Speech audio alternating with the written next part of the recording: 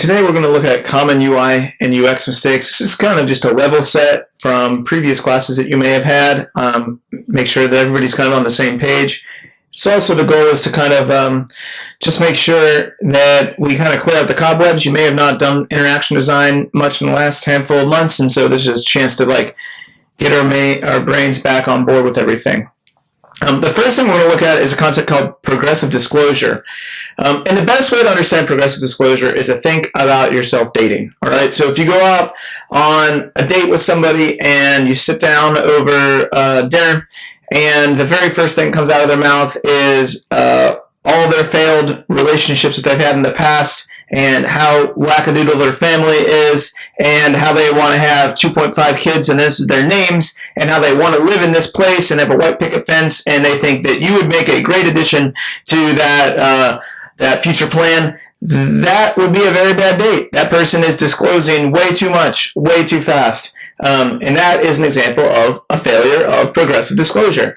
The idea of progressive disclosure is that you slowly but surely eke out more information in bite-sized chunks to the users so they're not overwhelmed by a giant dump truck of information. Boop, boop, boop. We don't want that to happen. Instead, we want people to slowly but surely understand what the next step is, where they are, what they need to do next to accomplish a goal. Once they take that next step, then they get the next step, and then they get the next step, and then they get the next step.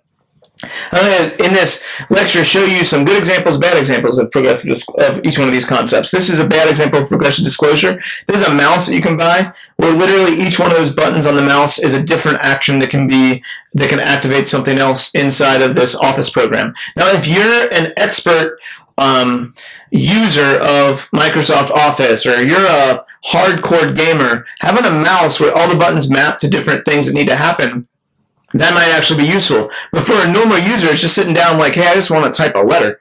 This is overwhelming. What button would you even click on to start?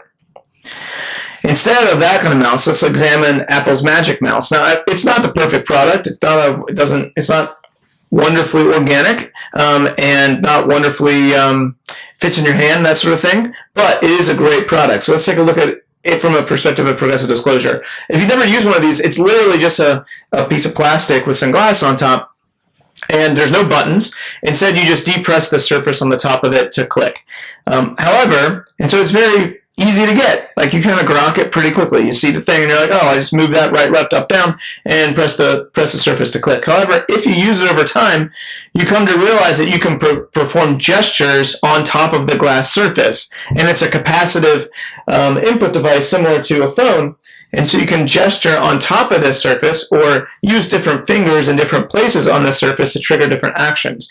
And so while it has room for advanced user features like swiping and moving around, it is very accessible to somebody because these complex features are progressively disclosed over time. They're not there in your face the entire time.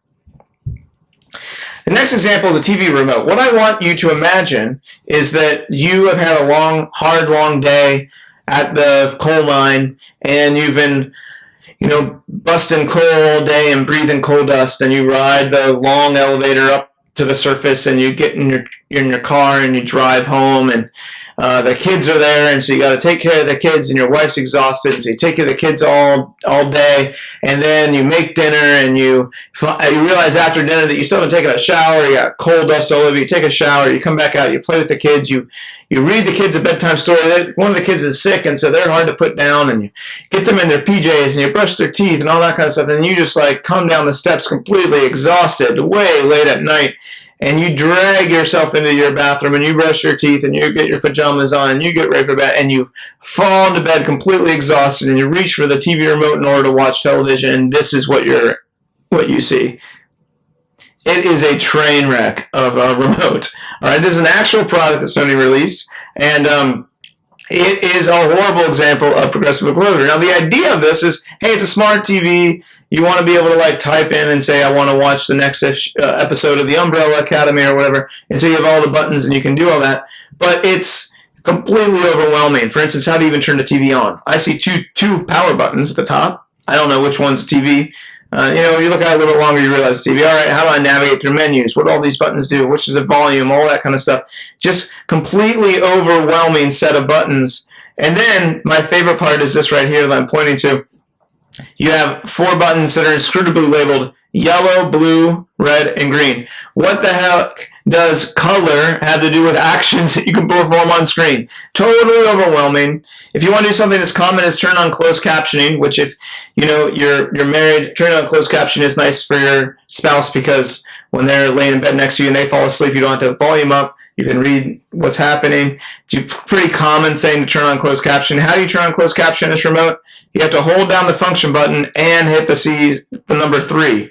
It's a train wreck of a device, totally overwhelming remote. Now you might say, hey, Artie, people need to be able to type on screen. I don't know if you ever tried to type into, type the Umbrella Academy using directional keypad, ups and downs and lefts and rights, but it's a real pain in the butt to go up, up, down, down, left, right, BA, select, start, just to type something into the next Netflix dialog box. And to that I say, yes, it is a pain in the butt, but there's a way to progressively disclose that.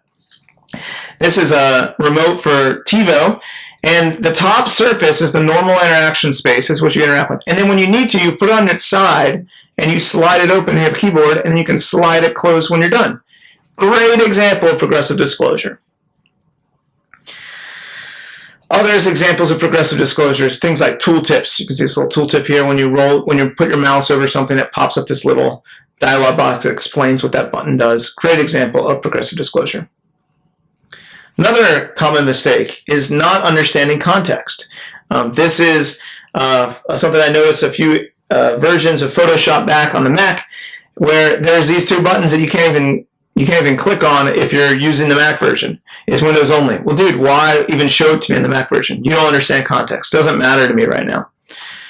Another common mistake is not really understanding the problem that's being tried to solve by the product or service. So let's take email, for example. What is the purpose of email? The purpose of email is to communicate with people, right? And you hit send. But how many times have you hit send and you meant to attach a file and you hit send and it sends off and you're like, oh yeah, I didn't attach a file. And you got to go make another email, drag the attachment on, hit send, and you got to explain in the email that you feel bad. Or let's say you send an email and just as you send it, you realize that you misspelled a word and it's to somebody important like your boss. Or just about you regret what you're about to say. You're like, that kind of came off pretty harsh, but you hit send too late and it's gone. Well, understanding that the point of email is to help people communicate. It's not necessarily to send email. It's to communicate. And so being able to pull back something that you made a mistake on is a pretty crucial feature. So Gmail here has a couple of different features that are related to that. One is if you use the word attachment in the message, it pops up an error message saying, hey, you said that you were attaching something, but you haven't attached anything. Are you sure you want to send it? Or another thing that Gmail did a couple of years back that they've now removed was if you were typing a message in at a really weird hour at night, you could have it optionally, this is a little plugin you could add, you could have it optionally force you to do some math questions in order to answer it before it will let you send that email. So you didn't, at 2 o'clock in the morning, because you're not in total control of your facilities, accidentally send an email to your ex that you would regret, that sort of thing. Or here, they've added an undo button. Now, when you think about it, undo is pretty stupid. If you understand how email works, when you hit send, it literally is sending a message to the other user's server. There is no way to undo that. Once it's sent, it is sent. There's no way to retract a message in email or anything like that. It's not part of the specification. However, what Gmail did was say, when you hit send, we're just going to wait 5 seconds before we really send it. And instead, we're going to pop up this dialog box that says, hey, your message has been sent, even though it hasn't. And you can undo it if you realize right there that you made a mistake. And you can hit undo and pull it back, and it doesn't actually send it. That's understanding the problem to solve. Or here's another one, consistency. Your interface needs to be consistent across time. Why is that important? Well, novel interfaces, which is hopefully what we're all designing, need to be consistent because users can kind of learn from them. And so what you did on the first page applies to the second page, to the third page, etc. And as you use the product over time, you become more comfortable with it because you learn that it's fairly consistent internally. Now, Photoshop is a train wreck for a bunch of different reasons from a UI UX perspective, but one of them is a lack of consistency. So for instance, here's a bunch of sliders from Photoshop. all completely different, all trying to do something different, but they're all just sliders. Why are they not all consistent? Horrifically inconsistent, makes it difficult to understand exactly what's happening, because an interface element that should be consistent, sliding from one low value to one high value, isn't consistent across different aspects of the product. Well, here's another consistency issue. This has been fixed in newer versions of iOS, but this is older versions of iOS, how their keyboard worked. You can see that the white buttons with the black text on them, like the QWERTY, it's a black text on a white field when it's not activated.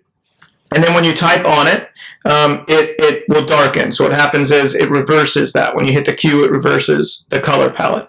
Now, you also see that backspace and shift are gray fields with white buttons on top. And when you press them, they activate. Now look at this screen. Let me ask you, is the shift, if you didn't know already that what I just explained, and you just got dumped straight into this interface at this moment in time, what would you think the shift button was doing? To me, nothing. It looks like the shift button is inactive, just like the QWERT right now are inactive. No, what this is saying, shift is now active. This is the inactive state. This is the active state. It's very confusing. How would users possibly understand that? Because of lack of consistency in treatment. This is caps lock. And again, this is how all these things interact, all right? And you can see that there's a horrific lack of consistency between these different interfaces. And I'm pausing. Yeah, Nora, what do you need, girl? Nora? Somebody at the door?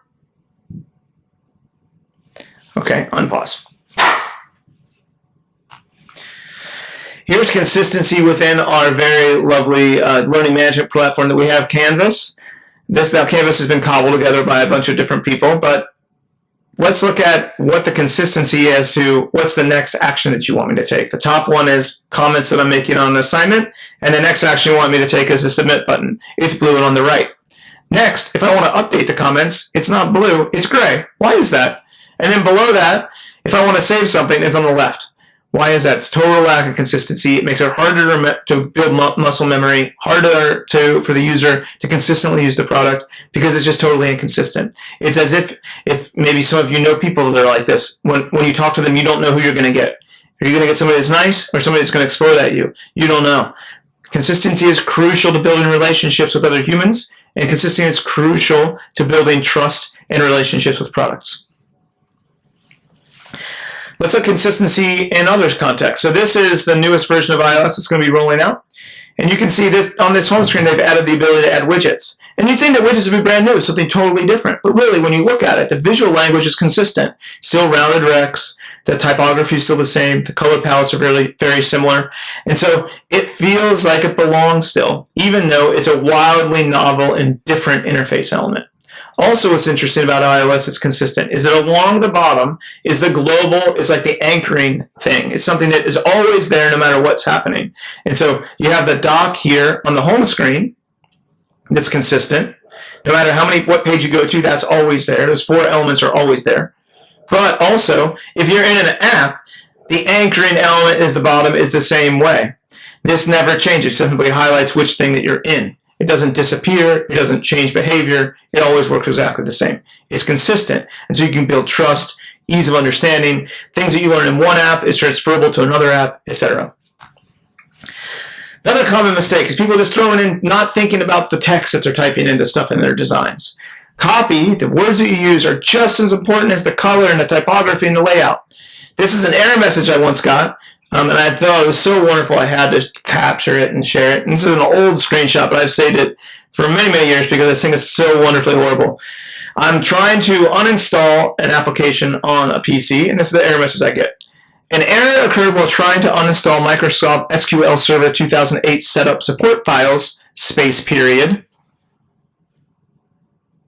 And underneath it, it says, it has already been uninstalled. So wait, the first line says there's an error when I was trying to uninstall it. The next line says it has been uninstalled. And I'm left with, okay? This okay button should have a question mark on it. What the heck? What's this message even trying to tell me? Has it been uninstalled or not? Do I need to do it again? Did it work? I don't know. The copy is totally inconsistent and not helpful. All right, here's another mistake that I've seen in copy is you want the copy to help people understand what's next, what they can do next. You want to kind of help people along. And so this error message is really helpful. Are you sure you want to hide your welcome page? Okay, sure I do. But also down here you can just encourage people to be like, hey, it's not a permanent thing. You can always go back and unhide it. Or copy as UI, and just simple things like using CAPTCHAs, right? Where you're trying to verify that you're not a robot that's trying to log into a bank. You can say, verify you're human. It's kind of clever and funny way of doing the verification. Please type the letter/number as you see above, is a more formal type way. You can imagine the version on your right would be appropriate as copy for your bank, and the one on the left would be appropriate for like copy on a GroupMe sign up page.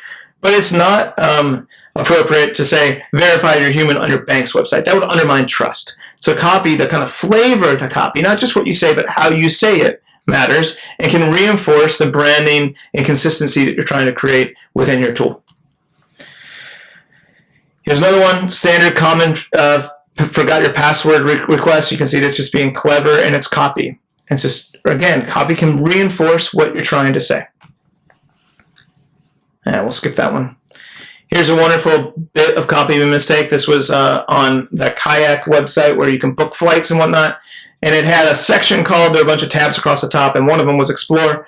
And your first choice underneath Explore was Explore. Huh? What does that mean?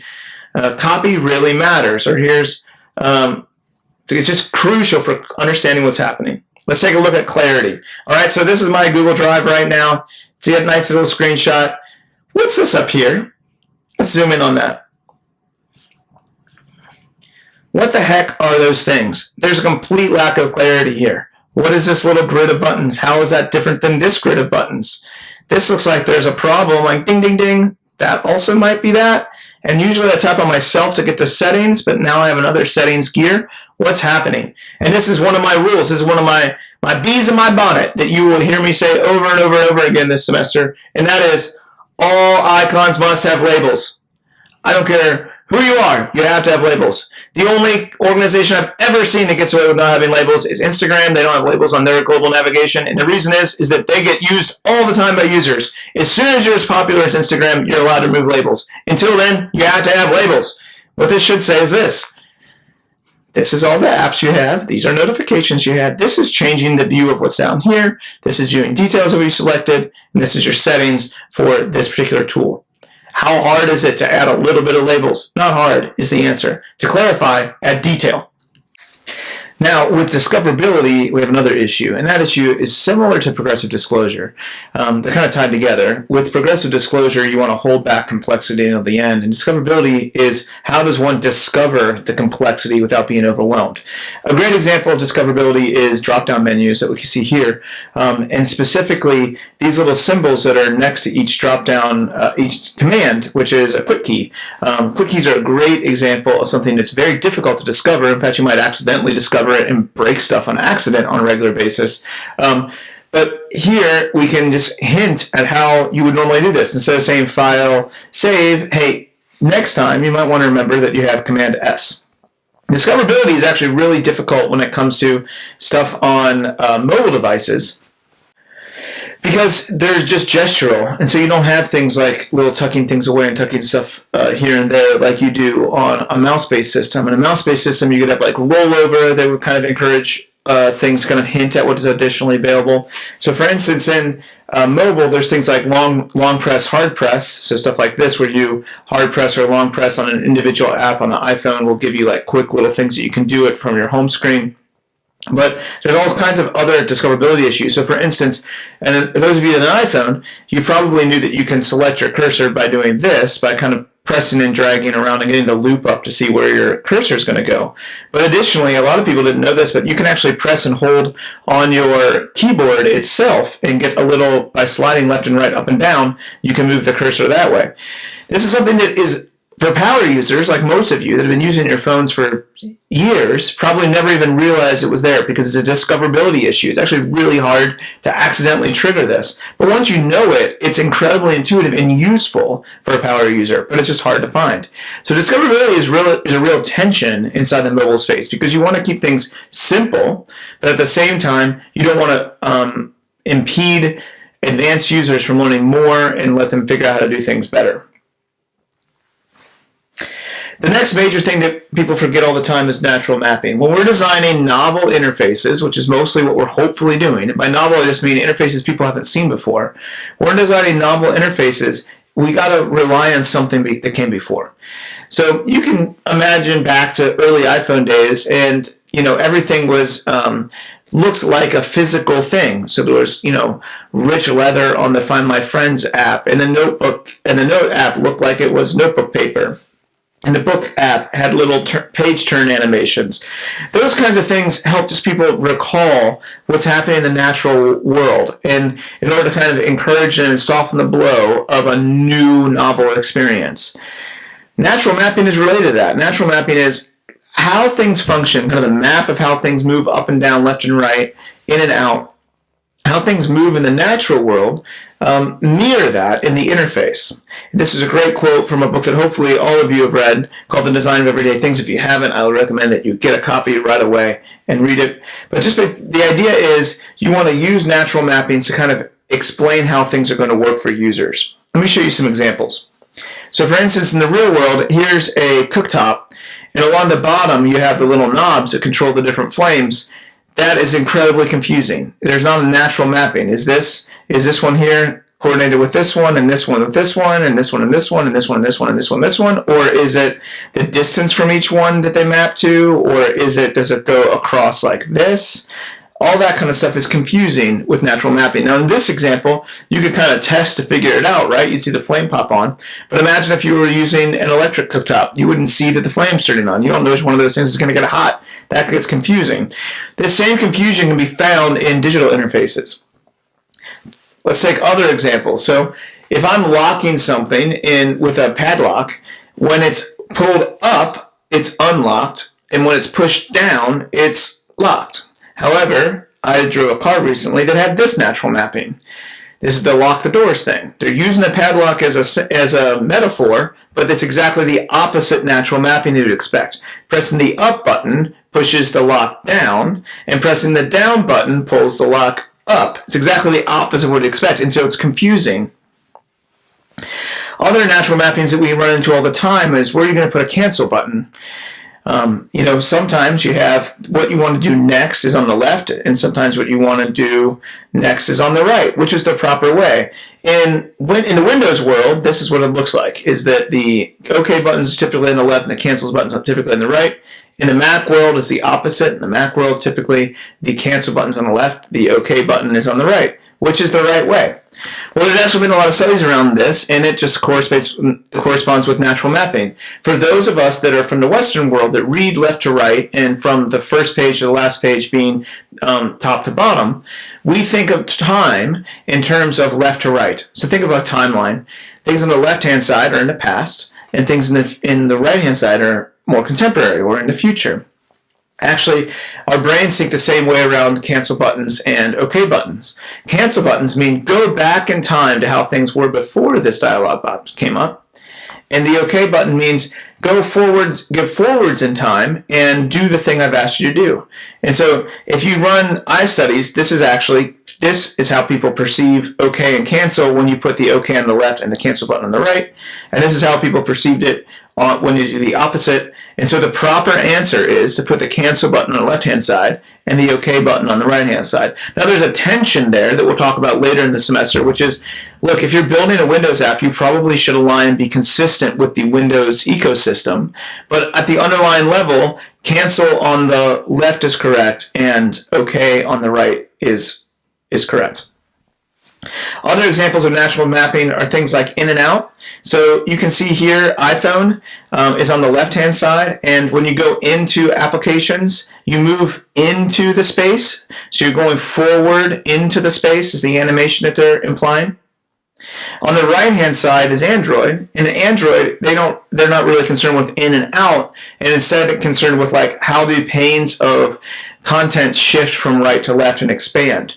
And so what they're trying to do in both of these, both are totally valid. They're trying to do in both of these is just map things to what you would naturally expect them to, how you naturally expect them to behave. In an iPhone, as you progress through something, you take forward steps, and as you go backwards, you take literal backward steps. And Android, they're thinking of it more like sheets of paper on a desk that are sliding around depending on what you need. Next, we have feedback. Feedback is crucial. A great example of this is that there's a gas station near my house, and I took this picture of it because it drove me crazy. And how it works is, you know how this works, is you put your credit card into the little slot, and it says, okay, remove your credit card, you take it out, and then it says, what's your zip code? And you go punch it on that keyboard. And so I live in Oxford, so my zip code is 45056, and if you're like me, that's muscle memory, and you just go 45056, bink, done, okay? Most of these, how they work is there are physical buttons that are depressed, so I know if I'm actually succeeding in pressing them. But this is one of those lame things where there's a plastic sheet with a button underneath it, and so you're not quite sure if you're hitting it hard enough to trigger the button, and it's confusing. And so normally how these systems get around that is they'll have a beep or bloop to say, yes, you successfully pressed the button. This specific gas station, the beep or bloop is delayed by like half a second. So I go 45056, and instead of going 45056 on each 45056, I'm going 4 beep, oh beep, 5 beep, that kind of thing. This thing, every time I hit it, there was like a slight delay from the beep. So I go boop, boop, boop, boop, boop, and it go beep, beep, beep, beep, and it was really confusing because the feedback wasn't tied to my action. Right? It's similar if you're talking to somebody and you say, hey, John, how are you doing? And they respond like this. Fine, Sally, how are you? Like that really delayed feedback loop breaks the whole conversation, right? Good feedback is going to be instantaneous, and it's going to be in a way that you expect.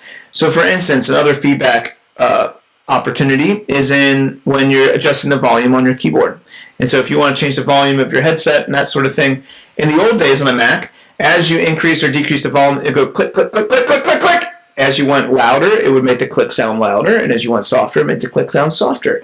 Because seeing a little indicator on a screen of how loud something is doesn't mean anything to me. It's not contextual. The click should be tied to the volume. In more recent versions of Mac, they've separated those two things, and instead it doesn't click anymore. It's just a slider that moves on screen, and it doesn't mean anything. Like, what's that slider mean? If, by the way, you want to turn that back on, there's an option for you right there, circled. Or feedback can also be like this. So this is the Starbucks app, and I order coffee all the time, and this is how I use it. So you can see I'm scrolling through the menu, and when I hit the plus button on the item that I want, I get instant feedback. The chai tea latte was added down at the bottom, and you can see a little preview pops up, and it kind of bounces. So let's see that again as I add some other elements, and you can see it kind of bounces a little element into my bag.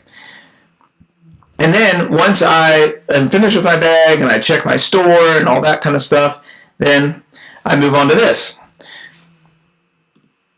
which is I can hit checkout. And you see when I place order, the little feedback, the place order button turns into a feedback mechanism. It doesn't just sit there waiting. It actually shows me a little spinner saying, hey, I heard you. I'm trying to place your order. That's actually really useful. And at the end, it says, see you soon. Again, reinforcing the feedback loop of, hey, you wanted to do something. I'm doing it. That's what the spinner is. And, hey, you've succeeded. That's what the see you soon is. Latency reduction. Latency reduction is huge. Why? What does latency reduction mean? Latency reduction just simply means you want to make it easy for people to do things. So for instance here, let's say I was ordering this shoe, or whatever this was, and it's saying, hey, this thing is out of stock. You shouldn't display, hey, this thing is out of stock, after I found the item I wanted and I hit it to add to shopping cart. Instead, up front, if I'm placing an order for shoes, you should be saying, what size shoe are you? And then only display to me the shoes that fit me. That reduces latency for me as a user. I don't have to go down one rabbit hole, realize that I can't complete my process, and go back out, and go down another, and go back out, and go down another, and go back out. And let's say I'm kind of in between sizes. You should let me select multiple sizes and only see the products that fit that.